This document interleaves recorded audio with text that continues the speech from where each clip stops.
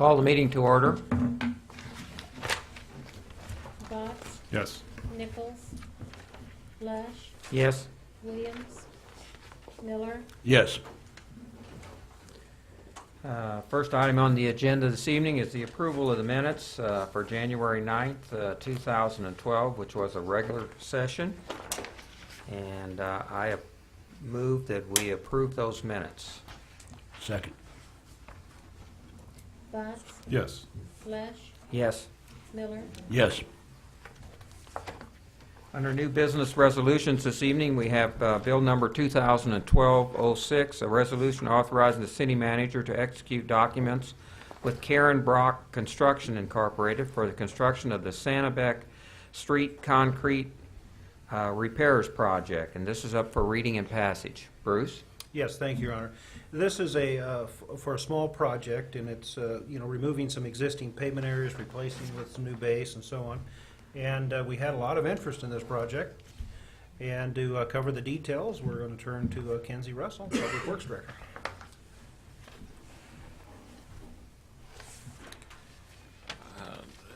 Just for context, Santabec Street runs north-south out by Friendship Baptist Church and is roughly 26 years old. It's a concrete street, and there have been a number of failures over the sanitary sewer trenches. We did televise the sewer lines to be sure they were in good shape before we began advertising the project. We chose to do this. It was large enough that we felt like it would be a good small project. It was also just a little larger than what we wanted to try to take on with our maintenance crews and tie them up for an extended period of time. We did have a lot of interest. We had 16 bids. The low bidder was Karen Brock Construction, who is also the contractor that has just completed the Commerce Road paving. And so we're familiar with their work. They were under the engineer's estimate. The engineer's estimate was about $54,000. I believe there were 2 or 3 bids under that. The others were over. So we are recommending that the council approve the construction contract for $39,890.60 with Karen Brock Construction. Kenzie, why the variance so much in the bids? I have no idea, really. Most of the price variance was in the concrete placement cost, and I suspect that for some of the out-of-town firms that perhaps disposal cost of the concrete taken out was a factor. They may have put that in the placement rather than in the removal, though that's just a guess. We really did not try to poll those that were way up on the top end, particularly since we had several good bids within the engineer's estimate. Are you fairly satisfied? I'm sure I know the answer to this question already, but are you fairly satisfied with Karen Brock Construction's work out on Commerce? Yes, that's been satisfactory work. They've done it in timely fashion and done good work. It's tested out fine. It's really good to have that many bidders for our project. That's a positive. It is a positive. We have made a procedural change that may be part of the reason. Time of year is possibly a part of the reason. With a mild winter weather that we're having, this is the kind of project someone could actually work on a small piece at a time, even in rather inclement weather. They see a 3 or 4 day window of good weather and go in and knock out a piece of it and then wait for the next window of good weather. But procedurally, we have begun using a plan room service for our plan copying and distribution. So when we place a project out for advertising, it goes to the ledger locally. We have a list of contractors that we maintain here, and we send them an email advising them that it is out for bid. But then the plan room does that too. All of the contractors that subscribe to that plan room in the region, and this is located over at Columbia, get notified that there's a new project. Now, some of those contractors are going to be building contractors, wouldn't be interested, or a plumbing contractor or whatever, but I think it does get our projects a little more exposure using that, and it frees up our staff time, and we basically recoup the cost of the copying in the charge for the plan sets. So it's working out well for us. We've done that with the asphalt maintenance program the last couple of years too, and if you recall, we actually had I think 3 bidders on the asphalt work and 2 on the microseal, where sometimes in the past we've just had single bids. Okay. Any other questions? Thank you. I move for reading of bill number 2012-06. Second. Botts, Yes. Lesh, Yes. Miller, Yes. Bill number 2012-06, a resolution authorizing the city manager to execute documents with Karen Brock Construction Incorporated for the Santabec Street Concrete Repairs Project. Whereas the construction of Santabec Street Concrete Repairs Project was budgeted, and whereas the bid of Karen Brock Construction Incorporated is the lowest and best bid, now therefore be it resolved by the Council of the City of Mexico, Missouri as follows. Section 1, the city manager is hereby authorized to enter into an owner-contractor agreement with Karen Brock Construction Incorporated of New Melly, Missouri for the construction of the Santabec Street Concrete Repairs Project in the amount of $39,890.60.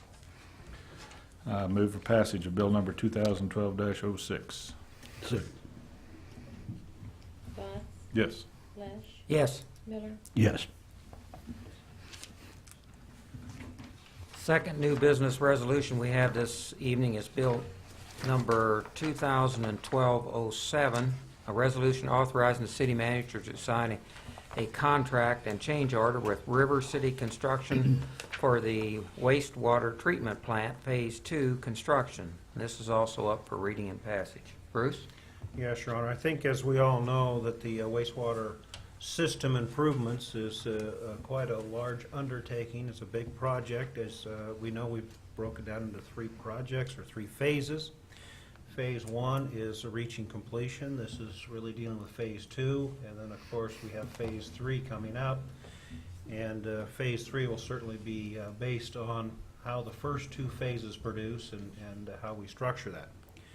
But we're here tonight to talk a little bit about Phase 2 and a little wrap up. And so I'm going to start with Kenzie, and he is going to give us a little bit of information. And then, of course, we also have Horner Schifrin here as well, which are the project engineers, and they will share some wisdom with us as well.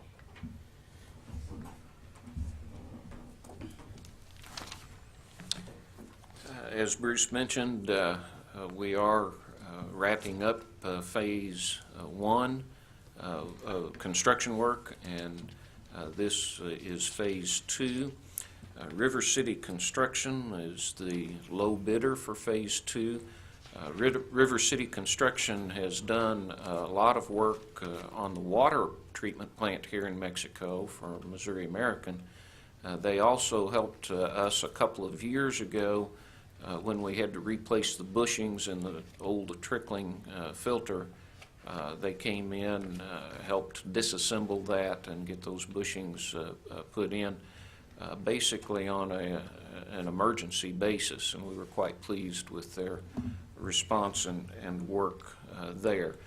They are a large company based out of Illinois, I believe. The work here will be done from their office in Ashland, Missouri.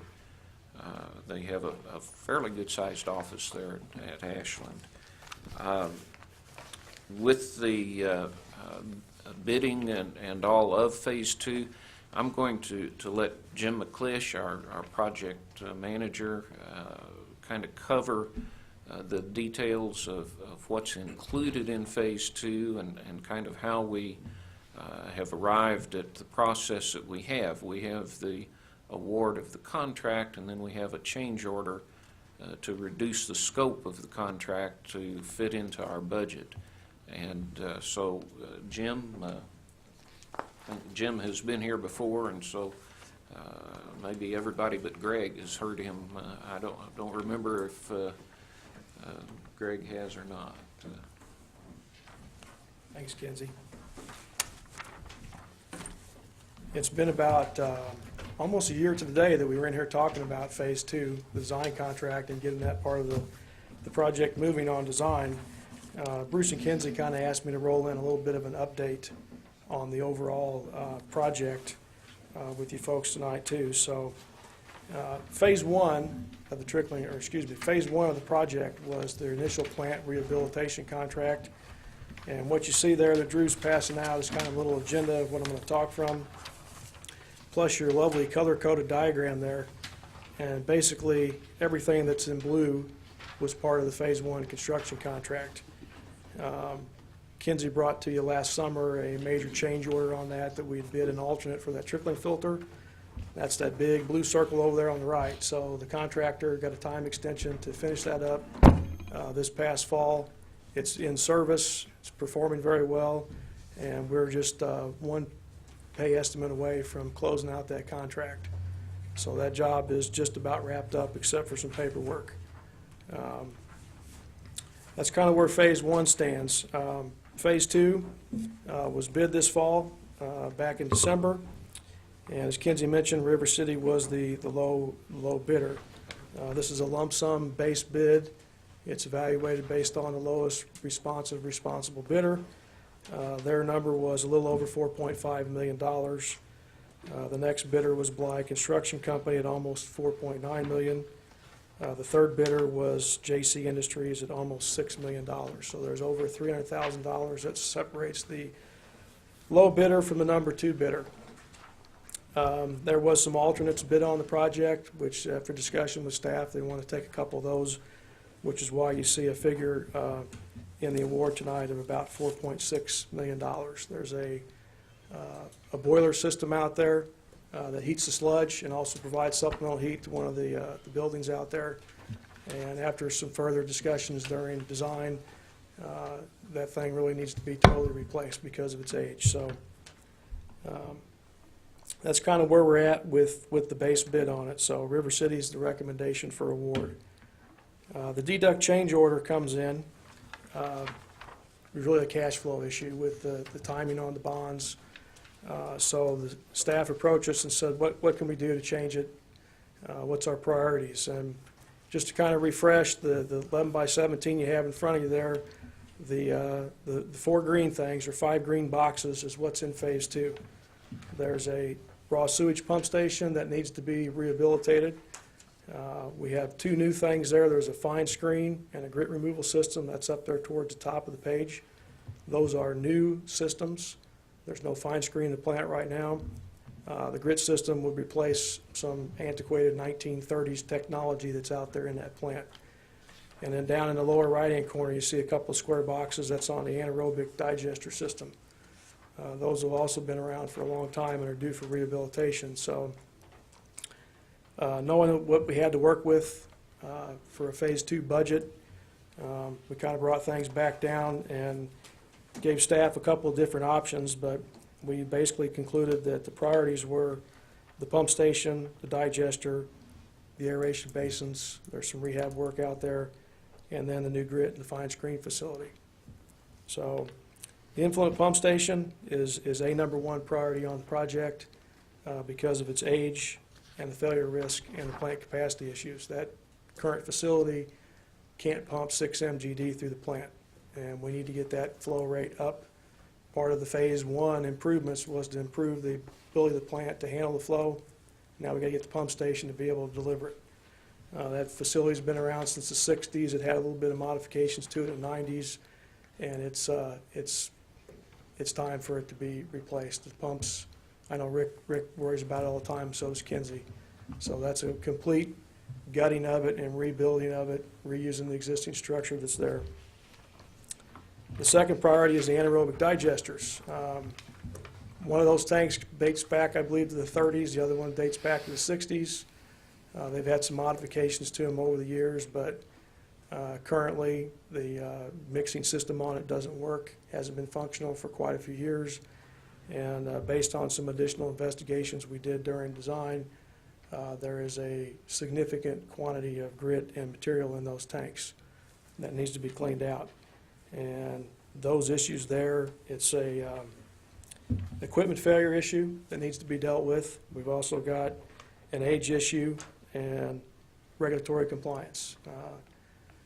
Rick has to do a lot of operational things with that facility to make sure he can keep the biosolids or the sludge that's in there up to EPA standards to be able to land apply it. And the grit and material in there, you got a time issue, and it's a long drawn out explanation, but it's critical that we get that thing cleaned out and rehabilitated, because you could be in non-compliance. So also the grit buildup in there is a problem. There's a huge cost to getting that material out of there. We think it's been close to 8 or 10 years since it was last cleaned out. And that kind of gets into why there was a new grit system and a new fine screen put in the facility to try to get that material out of the plant. So the third priority, there's aeration basin diffusers out there. They're not green on your diagram here, but we made some interim improvements on the first round out there, basically replacing the little air diffusers that were broke. And it's over 10 years since those have been replaced. They're due to have the entire air diffuser system replaced out there. So that's a smaller part of the job.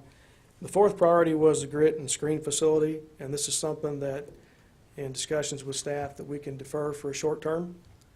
It's still something the facility needs, and when your cash flow is more in line with being able to do it. It's designed, we're hoping that down the road we might be able to change order this in with, back in with River City. The grit system is a critical part of that. The sewer system, as you guys know, we've talked about it before, got a lot of leaks in it. And with those leaks comes a lot of grit and material in there. And so there's a lot of sand, grit that's in that digester. All that stuff ends up in there.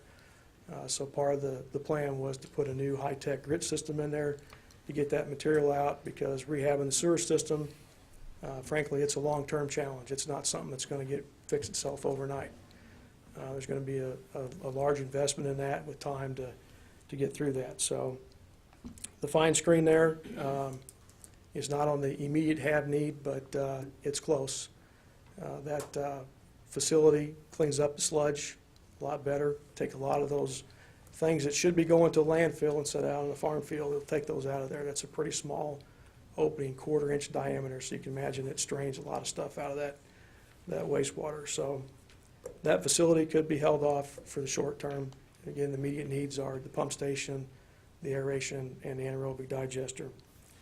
So with that in mind, we requested from River City an estimate for a change order, and that change order amount is close to $1.4 million in a deduct to take out basically that new fine screen facility and the grit removal facility. It is the brand new structure that would go onto the project. Everything else that's out there is a rehabilitation or an addition to an existing structure. So we've looked at our estimate on that, and their number appears to be in line with the engineer's estimate for the work. So we're recommending that you move forward with that. Kind of to wrap up the history of things, Bruce had mentioned that Phase 3 is coming. There's some things on Phase 3. We're kind of shifting gears. We've been dealing with this program for 4 years now, so you learn a lot of things as you go along. And with the I&I investigation that we started with you folks last November, or November of 2010, we're looking at a lot of the details of the sewer system and trying to prioritize the rehabilitation. So the emphasis down the road is going to be shifted more towards rehab. I think we talked last year about this time about an I&I basin out there at the plant to store some more of this wet weather flow, and part of the Phase 2 contract was to study the wetlands out there and figure out could we build this thing where we initially proposed, and we can't. So we looked at some other alternates with Kinsey out there, and there's really not a good place to put it. So we're into a concrete tank issue, which is driving the cost up. to over $5 million for that piece of the facility. We had budgeted about 1.5 if we could do a nice, easy earthen basin similar to the one that's out there in front of the plant. But fighting with those wetland issues, we had the Corps come in, look at them, we looked at them. It's a battle we don't really want to fight with you guys to get that approved. It's be a long road. So with that, you're looking more at emphasis on rehabbing the sewer system to try to bring that flow down to the facility. So there's some good news that came out of Phase 2 also. Phase 3 had a new tank that needed to be in there, about $600,000 tank to store more sludge. Since Rick has come on board, we've been collecting some more data. We've been able to look at the sludge production out there, and it looks a whole lot more promising than what the old data did.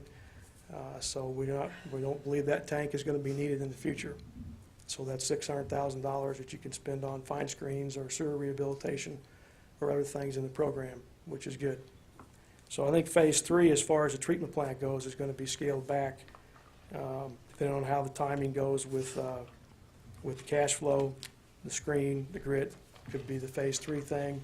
There's a generator floating around out there that really needs to be done for backup power out there at the facility.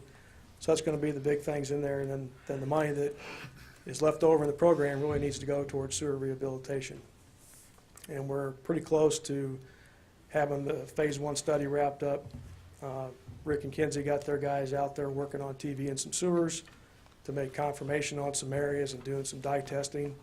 That program that we brought to you is kind of a joint effort where the staff here is participating quite a bit in the study efforts, and we're helping collect the data to keep the cost down on it. So once that data is collected, we're hoping soon. The weather's been pretty good this winter, so I think Rick's been able to get out and do some TV work. We'll be coming back then and looking at the priorities on the first phase of the rehabilitation to come up with a package similar to what we had in Phase 1, where we rehabbed, I think, about 25 manholes and about 6,000 feet of sewer. So, and then one of the other key things is this Phase 2 on the treatment plant is going to be able to let us put some equipment in there to better monitor flows in the treatment plant. So long term, as soon as that piece of equipment is in there, we're going to be able to look at this stuff closer and try to fine tune which direction you're headed here. So with that, we can take any questions you have about Phase 1 or Phase 2, or the recommendation for award on the construction contract. We've backed out about 30% of the original bid here, and of course the low bid was River City Construction. You still believe if we'd bid it without this 1.3 million out of the contract, that River City still would have been the low bidder? 'Cause I believe that's, so, yes.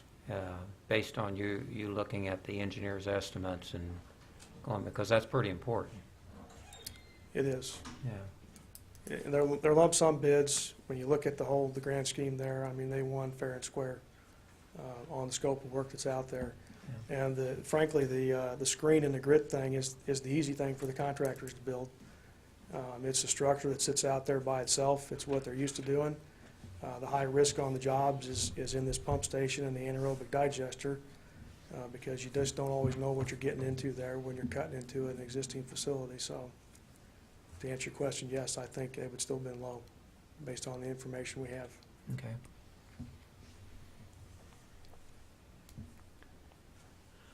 I have lost track of how much money we got from the bond sale.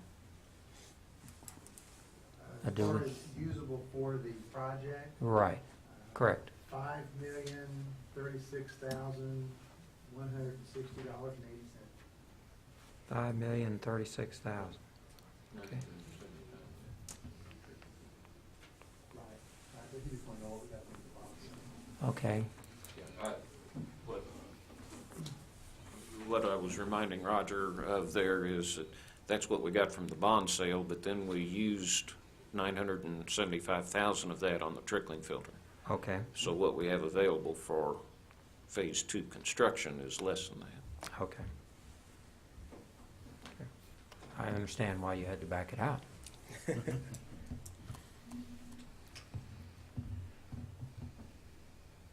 Any other questions? If we make this deduction of the fine screen facility now, are we still going to be able to maintain our permit with DNR? Yes, you will. Those are not required facilities as far as DNR is concerned. They're optional. You do have a grit removal system. It's not very efficient.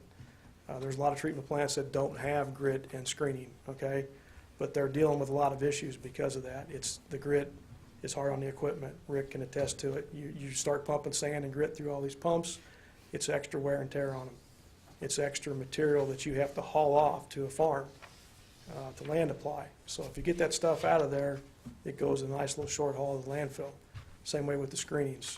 The fine screen issue is something that a lot of treatment plants are going to because of it deals with a lot of those maintenance issues. Fighting the rags and the hair and all that stuff that clogs things up and costs you money long-term to be dealing with it. From regulatory compliance, that's why we wanted to concentrate on the digesters and on the aeration. Those do have an effect on our regulatory compliance, and so that was part of the thinking when we prioritized these projects. Okay, good, thank you.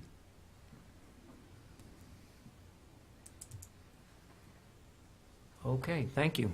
Thank you. I move for reading of Bill number 2012-07. Second. Bus, Yes. Lush, Yes. Miller, Yes. Bill number 2012-07, a resolution authorizing the city manager to execute a contract and a change order documents with River City Construction for the wastewater treatment plant Phase 2 construction. Whereas improvements are needed at the wastewater treatment plant, and whereas these improvements have been advertised and bid, and the lowest and best bidder is River City Construction, and whereas it is necessary to enter into change order number 1, adjusting the scope of the work and the contract cost, now therefore be it resolved by the Council of the City of Mexico, Missouri as follows. Section 1, the city manager is hereby authorized to enter into a contract with River City Construction for the Phase 2 improvements to the wastewater treatment plant. Section 2, the city manager is hereby authorized to enter into change order number 1 to the Phase 2 improvements to the wastewater treatment plant. I move for passage of Bill 2012-07. Second. Bus, Yes. Lush, Yes. Miller, Yes. Third new business resolution we have this evening is Bill number 2012-08, a resolution authorizing the city manager to execute a sublease of business property with Home Depot USA Incorporated. And this is up for reading and passage. Bruce? Yes, Your Honor. I think as council is aware from the discussions that we've had that staff has been marketing the city-owned industrial building at 2501 Christopher Drive for sale or lease. The attached resolution will authorize us to enter into a sublease of the business property for the building with Home Depot USA, Inc. Home Depot desires to rent the city-owned industrial building to operate as part of their distribution facilities and operations here in Mexico. The sublease is for an initial 1-year term with an option for 2 additional 6-month periods for a monthly rental fee of $12,500.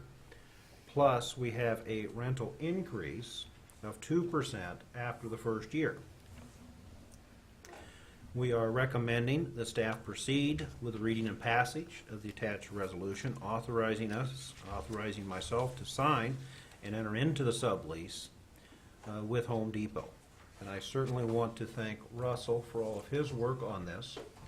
He has spent a lot of time on this and a lot of time out to the building getting it ready, and it just wouldn't have been possible without his assistance on this.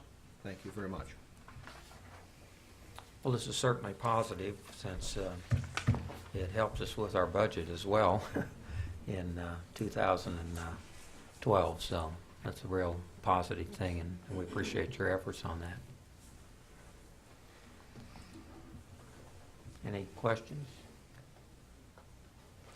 Seeing none, I move for reading of Bill number 2012-08. Second. Bott, Yes. Lesh, Yes. Miller, Yes. Bill number 2012-08, a resolution authorizing the city manager to execute a sublease of business property with Home Depot USA, Inc. Whereas the City of Mexico recognizes the need to promote economic welfare in the community by fostering and facilitating the creation of supporting jobs, and whereas the City of Mexico has a 108,000 square foot industrial building located on Route JJ 2501 Christopher Drive available for sale or lease as a facility to support economic growth, and whereas Home Depot USA, Inc. is interested in a sublease of the city industrial building, now therefore be it resolved by the Council of the City of Mexico, Missouri as follows. Section 1, the city manager is hereby authorized to execute a sublease of business property with Home Depot USA, Inc. for the city industrial building located at Route JJ 2501 Christopher Drive. Section 2, this resolution shall be in full force and effect from and after the time of its passage. I move for passage of Bill number 2012-08. Second. Bott, Yes. Lesh, Yes. Miller, Yes. Under new business ordinance, this evening we have Bill number 2012-09, an ordinance amending the code of the City of Mexico, Missouri, Chapter 4, Construction and Maintenance of Buildings. This is up for 2 readings by title only and passage. Bruce? Yes, Your Honor, this ordinance is to increase the fees associated with the issuance of building permits, and I will turn to Rita Jackson to cover the details.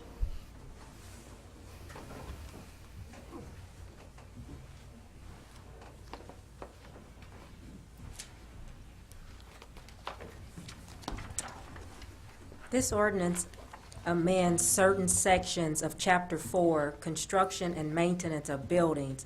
Chapter 4 basically deals with your building codes, the issuance of building permits, and the fees associated with those permits. At the August 10, 2011 study session, staff made a recommendation to council to increase the fees associated with the issuance of building permits. This ordinance deals with 7 sections of the code. Section 4-1 is your building code. Section 4-3 is your mechanical code. Section 4-5 is your international existing building code. Section 4-6 is your fueled gas code. Section 4-116 is your plumbing. And Section 4-142 is your electricity. And this ordinance would amend to increase fees from a rate of $3 per thousand of evaluation to $5 per $1,000, and the minimum fee from $5 to $10. Section 4-2, residential building code, would be amended to increase fees for the issuance of 1 and 2 family residential new construction from 17 cents per square foot of finished area to 20 cents.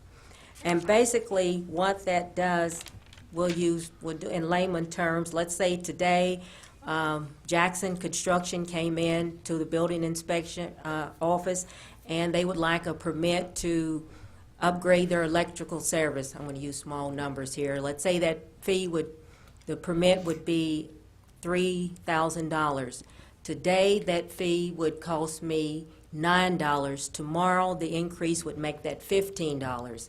That same fee, if it was $1,000 or less, today they would pay $5, tomorrow would be $10. On the 17 cents per square foot to 20 cents, let's say that we had a single-family dwelling of 1,927 square feet. At 17 cents, that permit would be $327.59, and to raise it to 20 cents per square foot, it would be $385.40.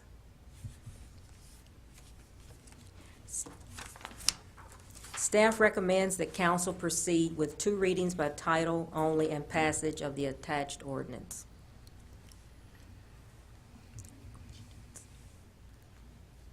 Do you know right offhand how long those fees have been in? They have, I know they've been in place since before 1983, so we have not changed fees.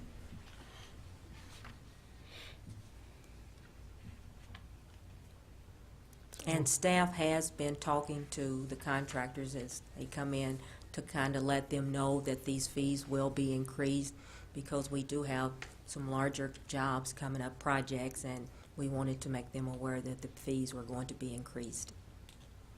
That's good. So basically, you're saying for a 1,970-foot square foot home, the fees would go up roughly, I do my subtraction here, less than $60. Yes, about It was 50. $327 before, and now it would be $385. So, Yes.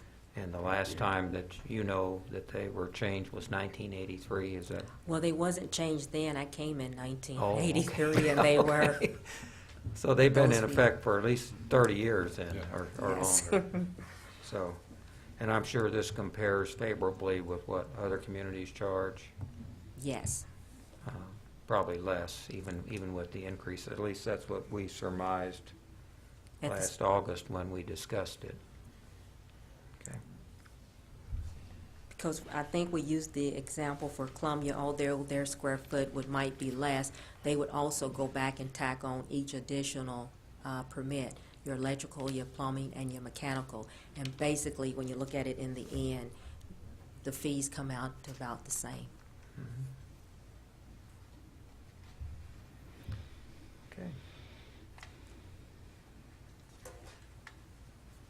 Okay, I move that for first reading by title only of Bill number 2012-09. Second. Thank you, Rita. Bill number 2012-09, an ordinance amending Chapter 4. Have to call. Oh, sorry. Box, Yes. Flash, Yes. Miller. Yes. Now, ma'am? Yes, sir. Okay, thank you. Bill number 2012-09, an ordinance amending Chapter 4, Construction and Maintenance of Buildings, Article 1 in general, Section 4-1C, Section 4-2C, Section 4-3C, Section 4-5C, and Section 4-6C, Article 3.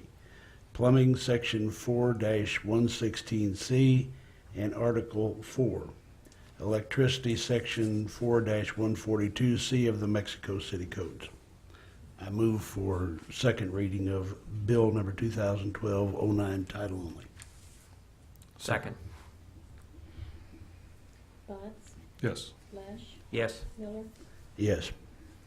Bill number 2012-09, an ordinance amending Chapter 4, Construction and Maintenance of Buildings, Article 1 in general, Section 4-1C, Section 4-2C, Section 4-3C, Section 4-5C, and Section 4-6C, Article 3, Plumbing, Section 4-116C, and Article 4, Electricity, Section 4-142C of the Mexico City Codes.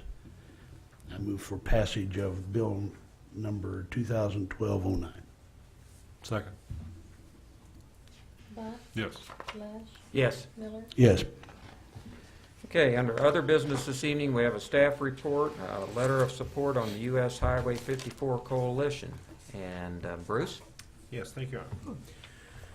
The cities of Mexico, Ladonia, Vandalia, Farber, Curryville, Bowling Green, Louisiana, along with the counties of Audrain and Pike, formed the US 54 Coalition.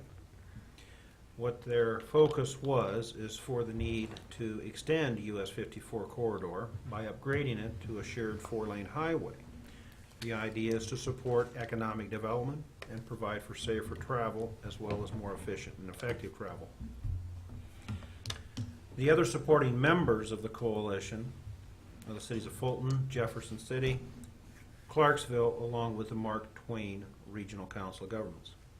US 54 from Mexico to Louisiana is a 57.6 mile stretch that would complete an unfinished section between I-70 and the avenues of Saints, US 61, and extend into the state of Illinois. Upon completion of the project, US 54 would be an approved highway from Louisiana, Missouri to the Lake of the Ozarks and beyond. The Missouri Department of Transportation is currently working on its upcoming transportation plan and has asked that district engineers recommend priority projects to be considered. The coalition recently met, in fact last week, and has discussed this with each of the communities involved in the coalition and have recommended that a letter be sent to the district engineer requesting that this project be considered as a priority for the Northeast District of Missouri. Therefore, the staff recommends the submission of the letter and that it be considered as being part of the requested from the 54 Coalition and set this project as a priority for the Northeast District. Questions or comments? As you know, this group has been meeting now for a couple of years, maybe 3. I don't remember. Is it 3? 3 years now. And trying to see what we can do to get this this corridor built to help our communities in terms of economic development and safety of the highway and things of that nature. So this is very important for Northeast Missouri and particularly for Mexico. So I think we want to do all we can to support it. So what do we need here? Just simple motion. Motion to support. Just a simple motion to support and submit the letter. Okay. So moved. Second. Butts, Yes. Lesh, Yes. Miller, Yes. Okay, next under under other business, we have appointments to various boards and commissions. Bruce? Yes, Your Honor, we have 4 different boards this evening requiring some appointments to. The first is the 21st Century Fund, and I will just try to cover these individually. I think may be the best way, Your Honor, as we go through them. In each of these cases, it is City Council that fills the vacancies, makes the recommendation, and approves. The first is this 21st Century. We have Martin Keller, Lou Leonati, and Tony Robertson's terms that expired in August of 11. All 3 have expressed interest in reappointment. We have not received any other applications expressing interest in serving on the board. So I will just hold and let you deal with that one if you wish, and then we'll move to the next ones. Are these 3-year terms? Is that correct? We Yes. didn't- Yeah. It's 3, these are 3-year terms? Okay. I move I guess we can do all 3 together, is that correct? I move that we appoint Mr. Keller, Mr. Leonati, and Mr. Robinson as reappointments to the 21st Century Fund. Second. Butts, Yes. Lesh, Yes. Miller, Yes. Okay, the next one is we have the Mexico Audrain Library Board. And Kelvin Canine's term expired July, and he has expressed interest in being reappointed, and we would support that, and we have not, staff has not received any other applications expressing interest on this board as well. I move we reappoint Calvin Canine to the Mexico Audrain Library Board. Second. Butts, Yes. Lesh, Yes. Miller, Yes. Okay, the next one is Planning and Zoning Commission. You have Frank Marth and Ron Whitaker's terms expired July 2011. Ron has expressed interest in reappointment. Frank has stated that he does not and is not interested. And right now, the staff, we have not received any other applications expressing interest. So therefore, we would certainly go ahead and recommend the reappointment of Ron because of his expressed interest, and we will attempt to seek other names for you in the future, Council. I move we reappoint Ron Whitaker to the Mexico Planning and Zoning Commission. Second. Butts, Yes. Lesh, Yes. Miller, Yes. All right, the last one is the Mexico Airport Advisory Board. Steve Hagan and Ted Fink's terms expired October 11. Mr. Hagan has expressed an interest to serve an additional 3-year term. Mr. Fink has stated that he is not interested at this time for reappointment. But however, we have received 2 other applications from citizens expressing interest in serving, and that is James Lipinski as well as David Tyler. And so you have in essence 3 here for 2 spots that are available. Now, and I would note on this that the Airport Advisory Board may not have, as far as non-city residents, we can have, 3, up to 3, and currently we only have 2, so appointment of any of these would not mix that balance up is the point.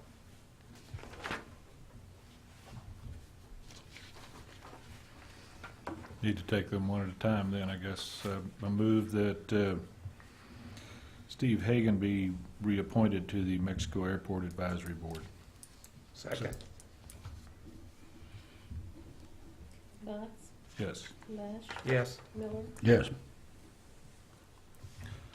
And I move that James Lipinski be appointed to the Mexico Airport Advisory Board.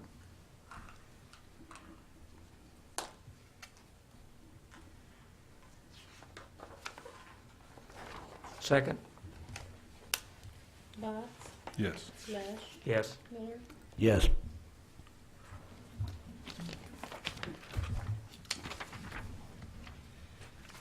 Okay, next on the agenda, we have claims. Is there any questions on the claims? Hearing none, I move we approve the claims. Second. Butts, Yes. Lesh, Yes. Miller, Yes. Next, under comments, we have council comments, and we'll start with Councilman Botts. The only thing I want to do is add to the other voices and thank Russell for getting the lease done with Home Depot. That's all I have this evening. Councilman Miller? Well, Your Honor, I would like to officially thank Martin Keller, Lou Leonardi, Tony Robertson, Calvin Canine, Frank Marth, Ron Whitaker, Steve Hagan, and Ted Fink, as well as all the others who serve on our volunteer boards. It's through the work and the effort of these individuals that Mexico progresses, and I'd like to thank them. Also, Russell, you did a great job, and thank you very much for your presentation tonight. Bruce? Your Honor, I think all the comments, additional things I did at the work session, so I don't think I have anything to add at this time. Yeah, I too, Russell, appreciated your report tonight. It was very, very timely, and the update was good for us to hear, so thank you so much.